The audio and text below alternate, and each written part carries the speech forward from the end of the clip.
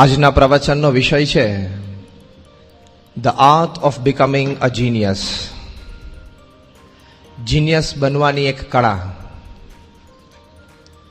આપણા બધાના અંતરમાં એક ઈચ્છા છે કે હું જે કંઈ કાર્ય કરું એ મારે સારામાં સારું કરવું છે, સારામાં સારી અને શ્રેષ્ઠ પદ્ધતિ અપનાવીને ઉચ્ચતમ પરિણામ પ્રાપ્ત કરવું છે, જેથી મને પણ અંતરમાં સંતોષ રહે અને મારા વાતાવરણમાં આજુબાજુ લોકોને પણ સંતોષ થાય કે કાર્ય ખૂબ સુંદર અને સારું થયું છે. આની સાથે એ પણ આપણી ઈચ્છા છે કે ઓછા પુરુષાર્થથી કંઈક એવી કળા હાથમાં આવે કે આપણે ઉચ્ચતમ પરિણામો પ્રાપ્ત કરી શકીએ. જે લોકો આવી શ્રેષ્ઠતાથી કામ કરે છે એને આપણે જીનિયસ કહીએ છીએ. This is a very simple definition of a genius. 2002માં વર્લ્ડ કપ સોકર રમાયેલું. તમારા બધામાંથી ઘણા બધાએ ટીવી ઉપર એ જોયો હશે. અને world cup soccer is one of the greatest sporting events on this planet. અને એમાં ફાઇનલ્સમાં બ્રાઝિલ વર્સિસ જર્મની હતા. અને તમને બધાને બ્રાઝિલનો હીરો એનું નામ તો ખ્યાલ હશે. શું નામ હતું? Very good, Ronaldo. તો બ્રાઝિલ વર્સિસ જર્મની ફાઇનલ્સ હતું અને it was a high voltage game. કારણ કે બ્રાઝિલનો એટેક બહુ પાવરફુલ હતો અને સામે જર્મન ડિફેન્સ એટલું પાવરફુલ હતું. જર્મનીના જે ગોલકીપર હતા ઓલિવર કેન, એને જર્મની ફાઇનલ્સમાં પહોંચ્યું ત્યાં સુધી એક પણ ગોલ સામેની ટીમને કરવા નહોતો દીધો. એટલું એનું ડિફેન્સ અને પોતાનો અનુભવ. અને સામે જે બ્રાઝિલમાં 3 આર હતા, રોનાલ્ડિનો, રિવાલ્ડો અને રોનાલ્ડો. આ ત્રણેયના નામ આપણને ખબર છે. આ એટલા બધા પાવરફુલ એટેકર્સ હતા કે એ લોકોએ એક પણ ટીમના ડિફેન્સને તોડ્યા વગર બાકી નહોતું રાખ્યું. દે વેર અ પાવરફુલ કોમ્બિનેશન. એટલે બહુ જ હાઈ વોલ્ટેજ ગેમ હતી. અને એવું કહેવાય છે કે પૃથ્વીના ઇતિહાસમાં સૌથી વધારે કોઈ પ્રસંગ, કોઈ ઇવેન્ટ ટીવી ઉપર લાઈવ જોવા માટે પ્રેક્ષકો બેઠા હોય, સૌથી વધારે પ્રેક્ષકો બેઠા હોય તો આ વર્લ્ડ કપ ફાઇનલ્સ 2002. અને એ વખતે ફર્સ્ટ હાફ સુધી તો 0-0 હતું. અને સેકન્ડ હાફમાં એક જબરદસ્ત પ્રસંગ બની ગયો. જર્મન ડિફેન્સ તરફથી એક્સ્ટ્રીમ લેફ્ટમાંથી રોનાલ્ડિનો ફૂલ સ્પીડમાં બોલ લઈને જર્મન ડિફેન્સમાં અંદર આવી ગયા. જે એમાં એકવાર ડીમાં આવી જાય પછી તો આ લોકો વેરી ડેન્જરસ, બ્રાઝિલિયન એટેકર્સ બધા. પણ એને જોયું કે જર્મનીના 5 ડિફેન્સિવ પ્લેયર્સ અને ઓલિવર કેન પોતે એની સ્ટ્રાઇકિંગ લાઇનમાં છે. એટલે એને ખ્યાલ આવી ગયો. He was running at 40 miles per hour, બોલ લઈને. એને ખ્યાલ આવી ગયો કે હું આ ડિફેન્સ તોડી નહીં શકું. એટલે એને એટલી સ્પીડમાં લેફ્ટ ફૂટથી બોલને મિડલમાં મૂક્યો અને મિડલમાંથી રિવાલ્ડો આવતા હતા. એને બોલ પાસ કર્યો એટલે આખું જર્મન ડિફેન્સ વચ્ચે આવી ગયું, 5 જણાનું. એટલે એને ફ્લેશ ઓફ એ સેકન્ડ, આ બધું જે વર્ણન કરું છું ને આ બધું માઇક્રો સેકન્ડ્સમાં થાય. In a flash of a second રિવાલ્ડોને ખબર પડી ગઈ કે હું પણ જર્મન ડિફેન્સ તોડી નહીં શકું. પણ એને એક યુક્તિ વાપરી. એણે યુક્તિ એવી વાપરી કે એને રાઈટ ફૂટ ઊંચો કરી અને જર્મન ડિફેન્સ તરફ જોઈ અને ગોલને એટેક કરતો એવી રીતે ગોલ તરફ દ્રષ્ટિ રાખીને કિક મારવાનો પ્રયત્ન કર્યો. અને it was a dummy kick. Kick છે એને બોલ ઉપરથી ફેરવી લીધી. એક સમય બધા જ જર્મન ડિફેન્સ ગોળ ફરી ગયા. કારણ કે તો પાવરફુલ શોટ આવે તો કદાચ મોઢા ઉપર પણ આવી જાય. એટલે ગોળ ફરી ગયા કે જેના શરીરથી રોકાઈ જાય. અને આમ વોલ થઈ ગઈ, આમ જર્મન વોલ થઈ ગઈ આખી 5 જણાની. અને આને ડમી કિક મારી અને બોલ પાસ થવા દીધો. આ બાજુ 30 miles per hour ની સ્પીડે રોનાલ્ડો દોડતો હતો. એને ખબર હતી કે ધીસ ઇઝ ધ ટાઈમ. અને આ બાજુથી રોનાલ્ડો દોડે અને બોલ મળ્યો એની પાસે ત્યારે જે જર્મન ડિફેન્સ નજીક નહોતો આવી શક્યો. અને ફ્રોમ 30 meters 90 ફૂટથી એને લેફ્ટ ફૂટ માર્યું, સીધો જ ગોલ કર્યો. It was a brilliant goal. અને બધા જ કોમેન્ટેટર્સ બોલી ગયા કે it is a classic act of genius. આ સામાન્ય વ્યક્તિથી તો ન જ થઈ શકે. હાઈલી ટેલેન્ટેડ પ્લેયર્સ હોય એનાથી પણ આ ન થઈ શકે. are those people, those players who are born with football in their blood.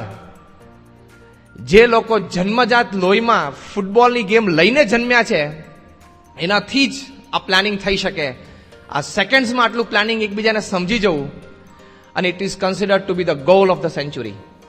કે આ 100 વર્ષમાં ફૂટબોલમાં શ્રેષ્ઠ ગોલ જો થયો હોય તે વર્લ્ડ કપ ફાઇનલ્સમાં 2002 રોનાલ્ડોને કર્યો એ, અને જે ગોલ માટે મિલિયન્સ ઓફ ડોલર્સ એને ગિફ્ટ તરીકે મળેલા છે. It was a classic act of genius. So જીનિયસની એક વ્યાખ્યામાં આ વસ્તુ કહેવામાં આવે છે કે genius people sometimes they produce excellent results with very less effort just because of their high intellect. બીજી એક વ્યાખ્યા પણ આ કરવામાં આવે છે કે genius people they solve very difficult problems with casual undertakings. અત્યંત અઘરા પ્રશ્ન હોય એ સાહજિક રીતે એ પોતે આ જીનિયસ લોકો સોલ્વ કરી શકતા હોય છે, પ્રોડ્યુસિંગ હાઈ એફિશિયન્સી રિઝલ્ટ્સ. અત્યંત ઉચ્ચતમ કક્ષાનું પરિણામ એ પોતે આવા ગંભીર પ્રશ્નોમાં પણ પ્રોડ્યુસ કરી શકે છે જસ્ટ બીકોઝ ઓફ ધેર જીનિયસનેસ. ઘણા બધા લોકો પૃથ્વી ઉપર એવા થઈ ગયા કે જે લોકોએ ઘણી મોટી સિદ્ધિ નાની ઉંમરે ઓછા પ્રયત્નથી, ઘણી વખત ઓછા ડેટા ઇનપુટથી, એટલે કે એમની પાસે ઇન્ફોર્મેશન ઓછી હોય, ઘણી વખત એવી વિશેષ એની પાસે વોકિંગ સ્ટાઇલ પણ ન હોય, છતાં પણ એવા પરિણામો લાવ્યા છે. જ્હોન ગોડાર્ડ નામની એક અમેરિકન વ્યક્તિ 15 વર્ષની ઉંમર એને નક્કી કર્યું કે આ ટીવી ઉપર ઘણા બધી વસ્તુઓ હું જોઉં છું કે લોકો માઉન્ટ એવરેસ્ટ ચડી જાય, નાઇલ નદી છે આખી અલોંગ ધ લેન્થ બોટિંગ કરી આવે, મોટર બોટ નહીં, હલેસા મારીને. આવું બધું હું ના કરી શકું? એટલે એક દિવસ રાત્રે આ 15 વર્ષનો છોકરો એને નક્કી કર્યું કે મારે શું શું કરવું છે, મારી ઈચ્છા શું શું છે. He started penning it down. 1, 2, 3, 4, 5, 6 અને બધી આવી જ આઇટમ્સ કે માઉન્ટ એવરેસ્ટ ચડી જવું છે, એમેઝોન અને નાઇલ બે લોંગેસ્ટ રિવર્સ છે એ મારે સ્વિમ કરવી છે, મિસાઇલ લોન્ચર બનાવવું છે, એરક્રાફ્ટ કેરિયર બનાવવું છે. આવી બધી વાત એને એ લખી. હી લિસ્ટેડ ઇટ ડાઉન. 2-3 દિવસ સુધી વિચારીને લિસ્ટ બનાવ્યું. ત્રીજા દિવસે એને જોયું કે મેં કેટલા ગોલ નક્કી કર્યા. 127 ગોલ્સ, 127 ગોલ એને નક્કી કર્યા કે આટલું મારે જીવનમાં કરવું છે.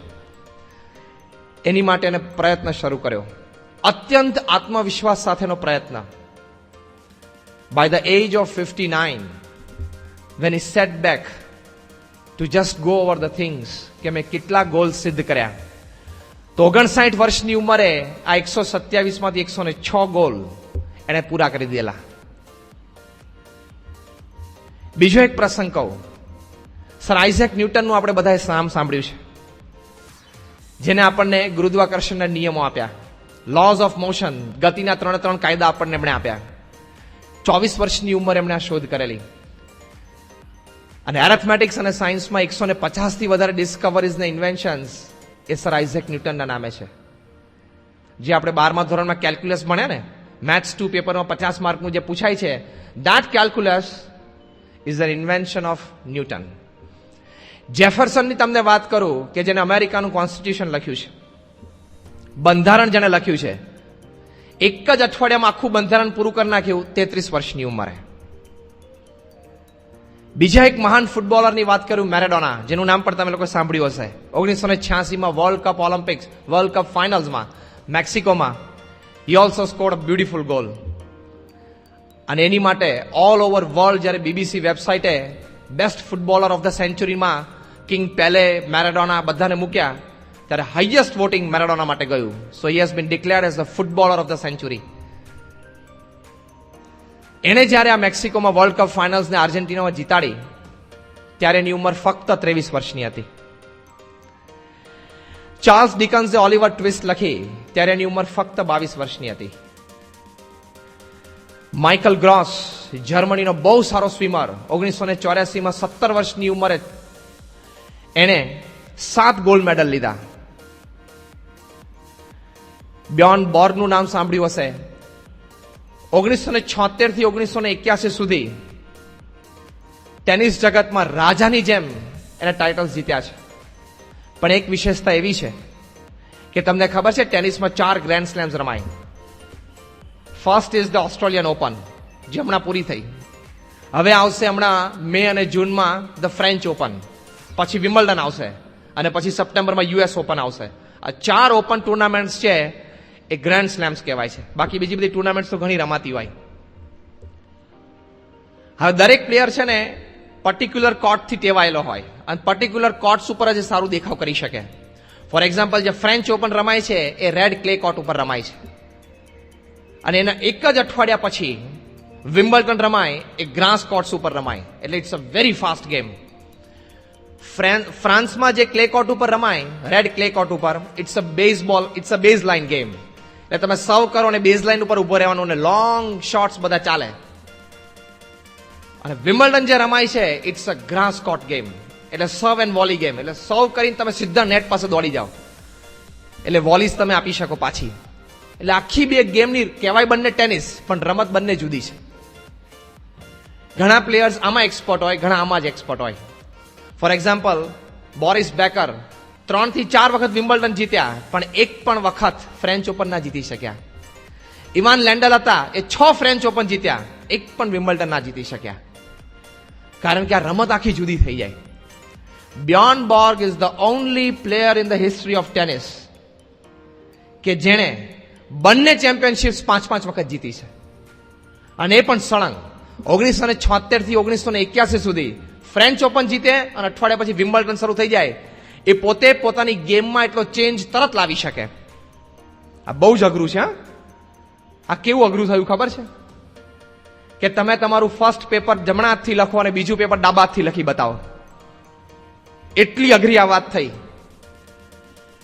પણ four continuously 5 years from 76 to 81 he won both the French Open and the Wimbledon.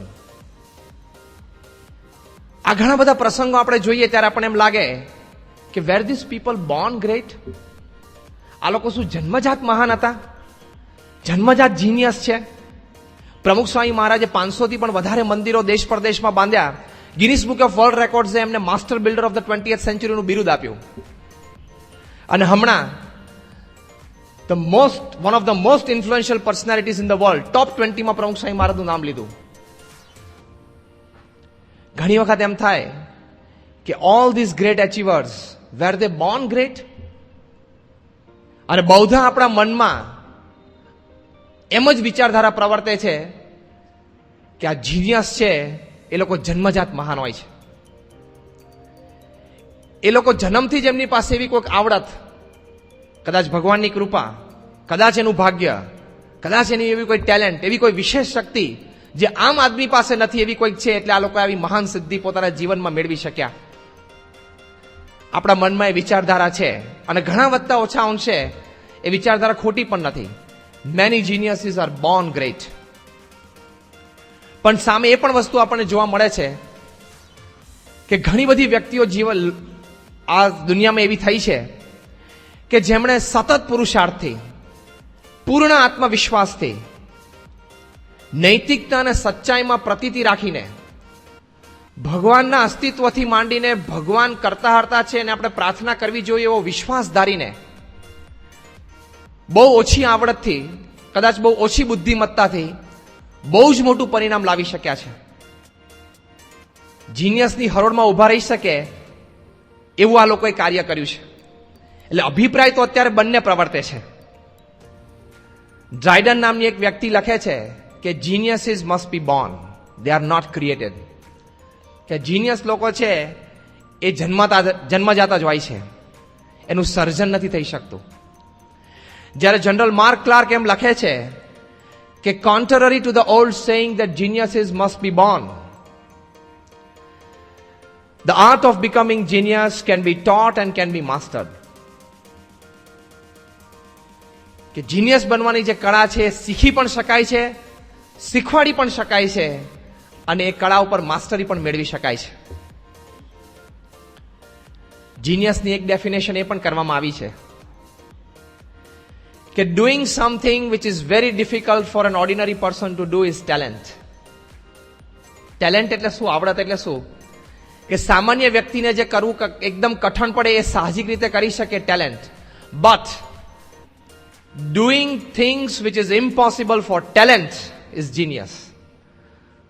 ખૂબ આવડત અને હોશિયારી ધરાવતી વ્યક્તિ પણ જે કાર્ય કરી ના શકે એ અતિ સાહજિકતાથી કરી બતાવવું એ જીનિયસ છે. કોકે હસતા હસતા એ પણ વ્યાખ્યા કરી છે, a crackpot who hit the jackpot.